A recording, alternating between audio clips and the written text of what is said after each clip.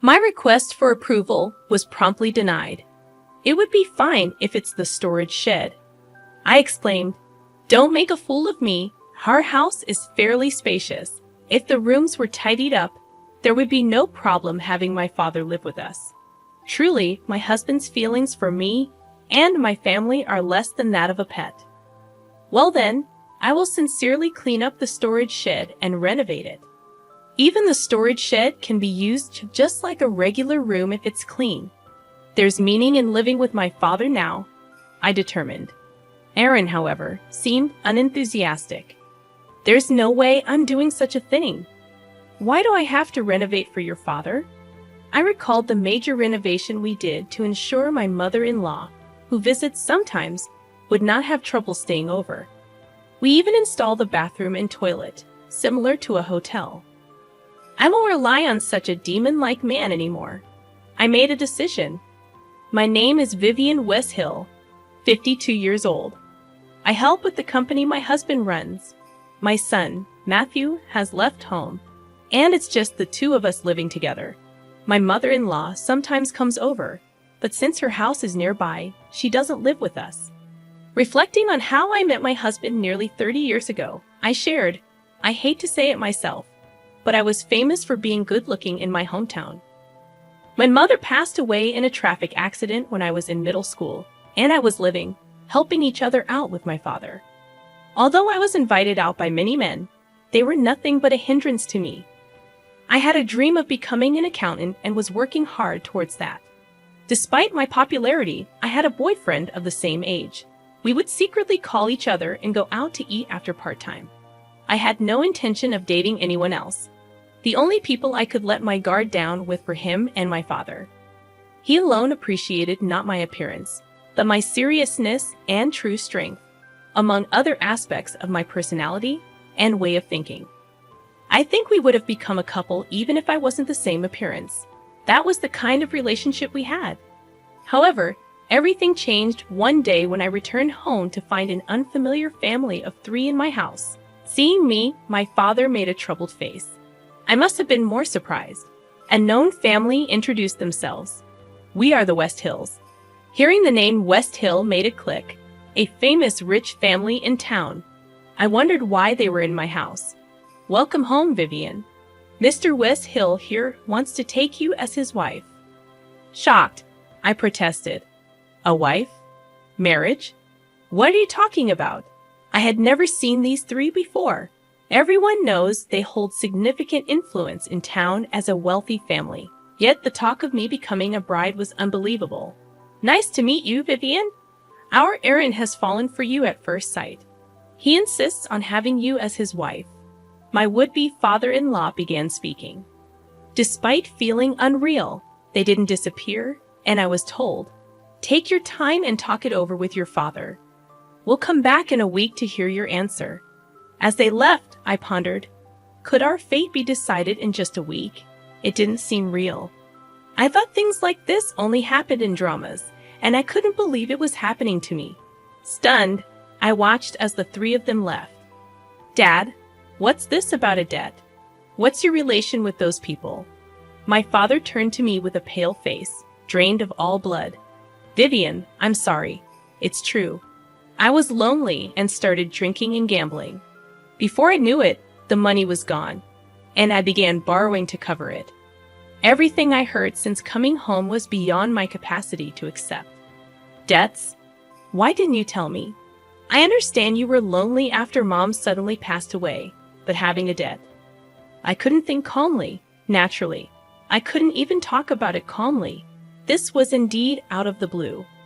As far as I could remember, my father never got drunk or angry from losing at gambling. I didn't even know. Mr. Westhill invited me and introduced me to a place with Mr. Westhill's face. We could drink on a tab, and I didn't even know how much the bill was accumulating. The same thing with gambling. He let me buy lottery tickets together, and it just piled up. My father is truly a good person, not knowing how to doubt people. It must have been easy for someone like a scam artist. They must have been scheming from the start to trap my father and have their way with me. Interrupting my thoughts, I questioned, Hold on a second. What happens to you if I don't marry their son? In desperation, I pondered if there was any alternative. The looming threat of being pursued by debt collectors or sent to a work camp left me trembling. I clung to a shred of hope, suggesting, "There's no such thing as work camps these days. Can't you just keep working hard to pay it off?" My father's response was disheartening. "Sorry, Vivian, that's impossible. Debt collectors might start contacting my workplace.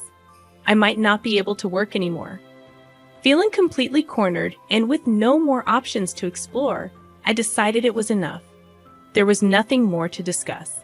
Despite wanting to vent my feelings of frustration, humiliation, and anger, I couldn't bring myself to do that to my father, who had always taken care of me. I packed my bags and made the immediate decision to go to the West Hill family. There was no use worrying about it. Making this decision wasn't easy, but considering the increasing interest on the debt, I couldn't cling to my home any longer. Marrying Aaron seemed to be the only way to resolve this, and before I could change my mind, I quietly left the house. That night, I arrived at the West Hills home and boldly knocked on the front door. "You're early. Seems like you're blinded by money, just like everyone else," Aaron remarked. Frustration boiled within me, and I wanted to scream that I didn't want any money and wasn't unhappy because I was poor. But his words treated me like a possession, objectifying and disgusting. Leaving everything behind, I looked forward to being with him from now on, offering a forced greeting as I entered the West Hill household. After that, everything progressed in a whirlwind. Betrayed by my trusted father and breaking up with my beloved boyfriend, it felt like all my emotions had disappeared. The grand wedding with a local famous person, attended by many, blurred in my memory. The only vivid image was my father's haggard look, erasing my resentment towards him. Accepting this as my fate, I decided to change my outlook and enjoy my married life. Little did I know, that was just the beginning of a harrowing experience. Responsibilities piled up, from housework to assisting with the family business, and the pressure to have children took a toll on my mental state.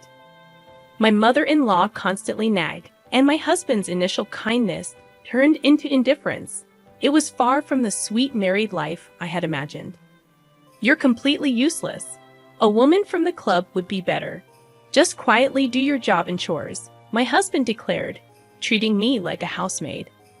When I became pregnant, even severe morning sickness didn't evoke sympathy. "You're getting fat.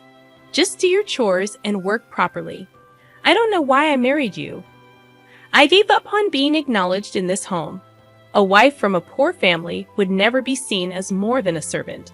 Frustrating as it was, for the sake of my unborn child, I had to endure.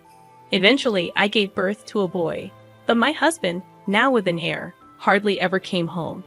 When he did, he reeked of strong perfume and alcohol, evidence of his time spent at clubs. However, my primary focus was on raising my child, so my husband's absence brought a sense of relief. Matthew, my son, grew up healthy and was easy to raise, despite my mother-in-law's persistent annoyance, claiming that Aaron would have been a better choice. I preferred Matthew not turning into a worthless man. My kind-hearted son aspired to become a doctor, and when he left for university, I felt a void in my heart. To fill that emptiness, I decided to dedicate myself more to my work. Around that time, my father-in-law, who had treated me as a human being, passed away. My mother-in-law moved to a condo near the downtown area, enjoying the inheritance from my father-in-law. With the loss of the person who had supported and cared for me like my own father, I began to miss my father. Taking advantage of my husband's indifference, I started talking to my father again, just like old times. Though it was challenging to speak without making my father feel guilty, one day, he looked serious. When I asked what was wrong, he said in a resigned tone that he was diagnosed with malignant lymphoma and had only 6 months to live. I was utterly shocked and couldn't believe it. "No way, Dad, that can't be. You're so lively. It's impossible that you only have half a year left, just when we could finally be like a father and daughter again. I can't bear the thought of never seeing you again." Despite my emotional plea, My father smiled kindly and nodded. Wanting to ensure he wouldn't be alone, I decided to ask my husband to let him live with us in our spacious home. I'm not ready to give up, but at least I don't want him to be alone. My father expressed happiness hearing those words and left with a gentle smile. For the first time since getting married, I decided to confront my husband that night. As usual, he came home drunk with the smell of perfume. Seeing me awake and waiting for him, he looked startled. "What's the matter? Don't tell me you want some affection." It seemed he hadn't changed his view on women being objects. I looked straight at him and said, "Aaron, I have something important to talk about. My father has been diagnosed with terminal cancer and has only 6 months to live. I want him to live with us in this house. Of course, I won't let it be a bother to you. We can just use one of the vacant rooms in the house. That's okay, right? You will listen to such a request, won't you?" Since my husband was hardly at home, there should have been no reason to object. I took it for granted that he would agree. But the unexpected reply was, "Just leave that half-dead old man alone. I'm not going to let someone like that into the house. It'll ruin the atmosphere." "Absolutely not. If you want to do that, you can leave. I have no intention of living with a sick person." My request was flatly denied, and I felt like I had fallen into a gaping hole in the ground. In my heart, I screamed, "If you want, the shed is fine. Don't mock me. Our house is quite large, and there is no problem if my father moves in. After cleaning up a room, we can live without facing each other. My husband really holds feelings for me and my family that are less than that for a pet. Well then, I will seriously clean and renovate the storage shed. If the storage shed is cleaned, it can be used just like a normal room. There is meaning in living with my father now." However, my husband remained adamant, saying, "There's no way I'm doing such a thing. Why do I have to renovate for your father?" Recalling the major renovation I did for my mother-in-law, I decided not to rely on such a demon-like man anymore. Since then, I worked more than ever and visited my father when I had the time. Some days he seemed to be doing well, and other days he seemed to be doing badly. I couldn't feel alive every day unless I saw my father's face.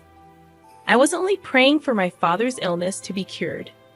Miraculously, my prayers seemed to be heard, as my father was still alive after 6 months. A bright light seemed to shine, and I started to live positively, little by little. About half a year after my father's confession, my husband came back with a pale face. I sensed that something serious had happened because he had never come back early since we got married. "Sit down. I have important news. I was told that I have cancer, and my life expectancy is short."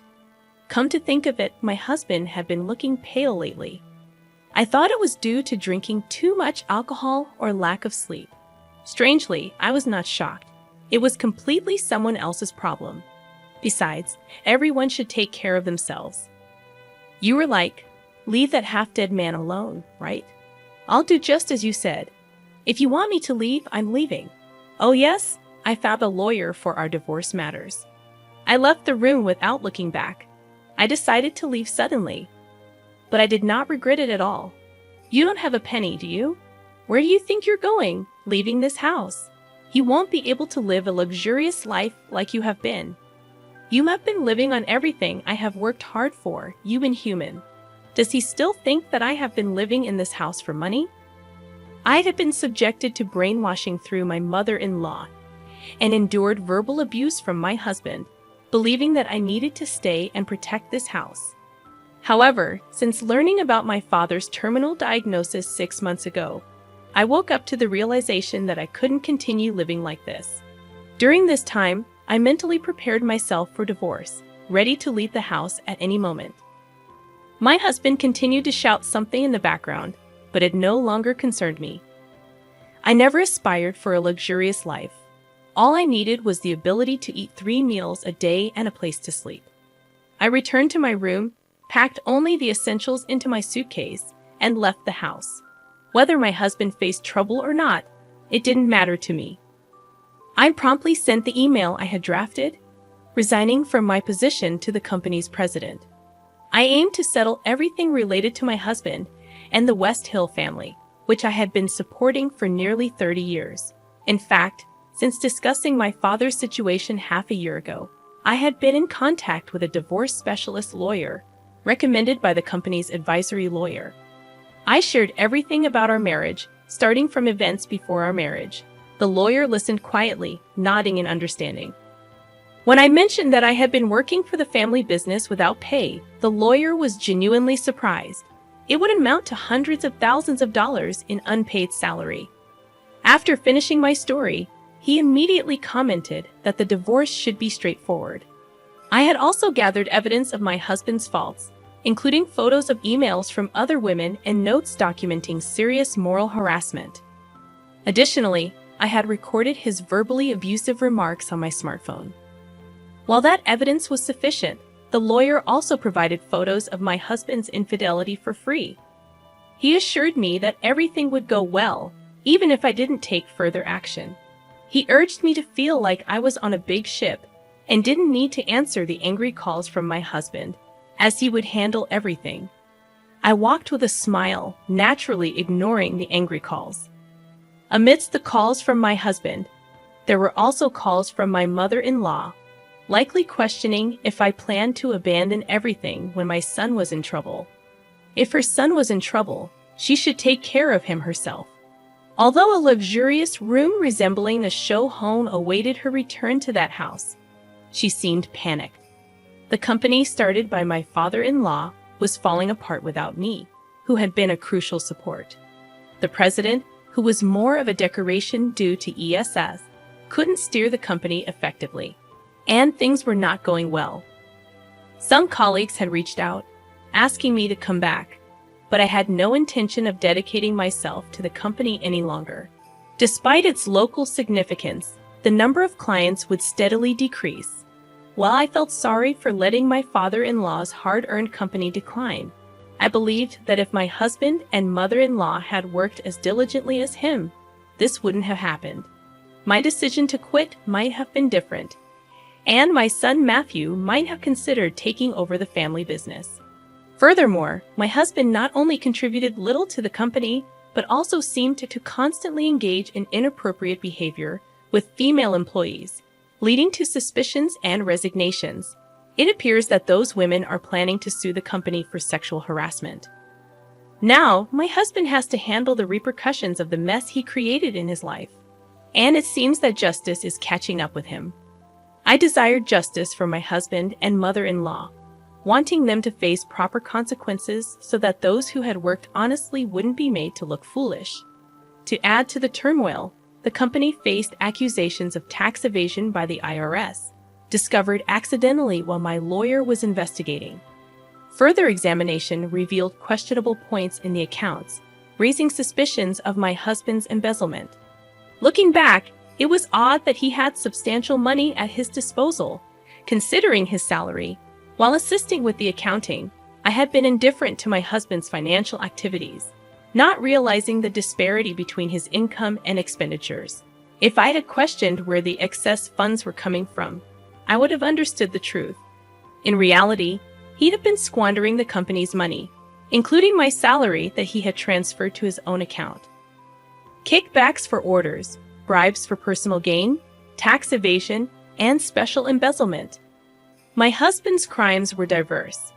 I couldn't predict whether the court's judgment or his life expectancy would come first, but I desired him to atone for as much as possible. 6 months ago, I began scrutinizing the books, copying them to preserve evidence, and submitting them to the IRS. My prior study to become an accountant proved beneficial in this endeavor. To bridge the financial gap, my husband sold the company to a major corporation and hastily disposed of the large mansion at a bargain. My mother-in-law also sold her condo to meet the IRS obligations and pay me. Now they live together in a small apartment complex, and rumors suggest my husband has several children from affairs, necessitating child support payments. Despite his age, my husband seems to have life insurance, but its adequacy is uncertain. My mother-in-law, previously condescending, now works to cover her son's medical and living expenses. The parent and child should reflect on their actions until the end. Receiving a substantial amount, I purchased a condo in a convenient location. I reunited with my father, who is now recovering, thanks to Matthew's introduction to a renowned doctor. My father had been living with Matthew, saving money for me to free me from financial burdens. Matthew, considering my father more respectable than his own, agreed to my request. Living together until the condo was secured, I chose a place close to Matthew's home. I started working at the law firm that aided me, contributing to corporate cases. Despite not being an accountant, my experience is an asset, and I'm studying to acquire a tax accountant qualification. My husband is serving an actual imprisonment sentence, relieving concerns about money or sustenance.